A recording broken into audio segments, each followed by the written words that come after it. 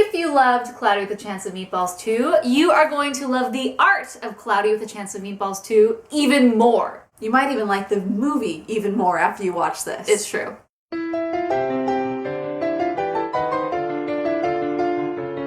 Hey guys, I'm Morgan with the Rotoscopers. And I'm Chelsea. Also with the Rotoscopers. Also with the Rotoscopers, yeah. And today we are reviewing the art of Cloudy with a Chance of Meatballs 2. Now this is a wonderful, wonderful book. If you've seen the movie, you know how colorful and inventive and fun and just eye candy this movie is to look at. So this book is basically all of that in a book form, and it's so good. It's really good.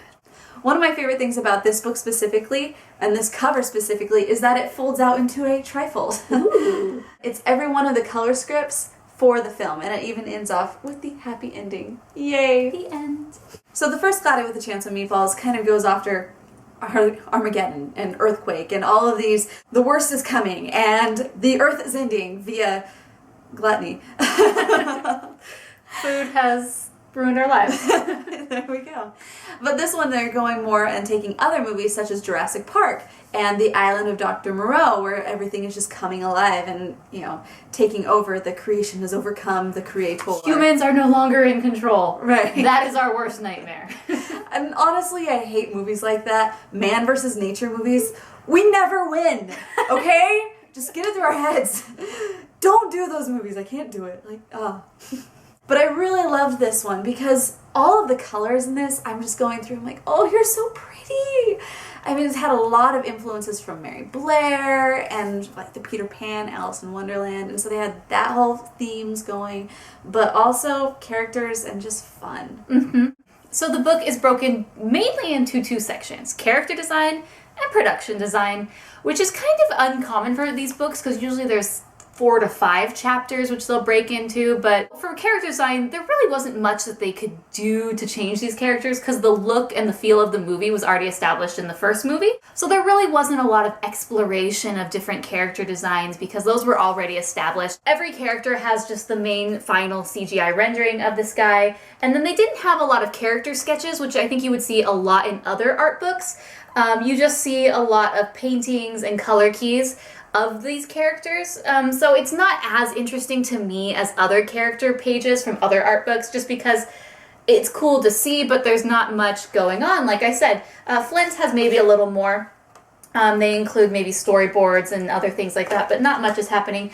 It's really once we get to Chester V right here, and Barb, because those were really the two main characters that they had fun with and they were able to create for this movie. So they go into Chester V, and what I really liked is they really talked about this vest and how they said, you know, we really wanted him to have an iconic something to wear. So they put this vest because he works for LiftCorp, and so it's sort of like a life vest because, you know, we keep you alive, which is really cool because I definitely think that vest really does stand out for his character and his design. It's just so, you know, you could see it on the street and be like, that guy looks like Chester V. Yeah. So Barb's design and characters were really cool because she definitely had a look at some point that was completely different. And so I liked seeing like what the Barb that could have been, and that's one of my favorite parts about these books. And then it kind of goes into more exploration of what she ended up looking like, and you see a lot of her and Chester, which is really, really cool. I really liked when they went into the fictional city of San Fran Jose. Which sounds a lot like San Francisco. Right. People love these San Fran something else. Right. Let's just any city that combines San Francisco is automatically going to be good, apparently. Super cool. It's the cool city. So yeah. So the second and last chapter of this book is called Production Design. We're keeping it simple here. Yes. And so this basically goes into the worlds of Cloudy 2. And so we get, you know, San Fran Jose. We get obviously this jungle where the food animals live. And it's really, really cool because the worlds of this movie are cooler than the characters, I think. They really are, yeah. The worlds themselves were another character. And they definitely tell as much of the story, if not more of the story, than the characters themselves, I feel like. Yeah, the world that the food animals live in, it sort of reminds me of Sugar Rush in that it's just this larger than life, kind of like I couldn't believe this to be real, but it's really cool. So for example, here is the jungle, and you get to see, I love these big pages where they just fill the whole thing with the artwork. There's a lot of variation in this book and what they do. It's not just, here's page with 3 and 3 and 3. I mean, they really mix it up with the art and the text, and here's a mini plant that you can look at, and here's a sketch.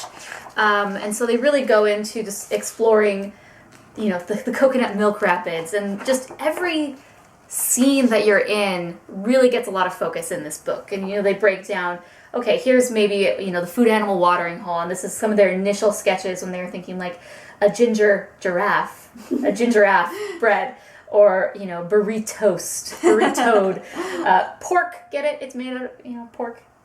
You pine. I can just imagine when they were creating all these food animals, how punny it got and how many groans people had. For puns. I'm just sure people were throwing these things out, and it was either like, yes, that's awesome, or, oh, that's cheesy. And there isn't anyone cooler than Barry the strawberry. I loved Barry. So adorable. But on Barry's page is something super special. This is something I've never seen in an art book before. It's the Scratch and Sniff Snicker set. So epic. Yeah. I know you guys were all wanting this. So basically it's just giant stickers of the food animals, and you scratch them, and, smells like red vines. Who knew? The watermelon smells like a watermelon. The schnozberries smell like schnozberries. Awesome. So, wow, I can smell them. Oh my gosh. I know. They're like you don't even need to scratch. Holy cow. It's like watermelon wafting to me. You just rub it, and it's like, whoa, there it is. So I know you guys were all dying to have those stickers, and like this, I'm like, but they're so nice. Why would I want to actually use them on something? I wouldn't know. No, keep them in your book. Really, every time I'm gonna look through this book, I'm gonna be like, sniff. Banana today, watermelon, sour apple. Yes, safe from charms. What? Cut.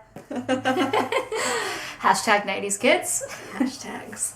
So obviously there's a lot of pages that go into each individual food animal, and you can look more at those yourself. Tacodile Supreme. Ooh, so scary. Oh, and one cool thing. So I was telling Chelsea about this. Normally they attribute the art to different people, but in this book it was sort of like an art 101, because it says story panels by Cody Cameron, auditorium color key by, and character designs by, and so they told you what you were looking at was. So if you're like an animation newbie, it kind of instructs you on like when art looks like this, it's a color key. Yeah. When art looks like that, it's just a character design. And I thought that was really cool, because it's not something they had to do, but I found it really informative and just interesting. It was just something a little extra that they did, which made this book awesome. I'm definitely going to give this book a 5 stars. Just the stickers went over the top for me. I give the book 4.5 stars. It's, stickers, hello. This book is wonderful. I loved reading the text. I love looking at all the pictures. It's visually appealing, and it's just a smorgasbord of colors. So, in other words, we're going to say, buy it!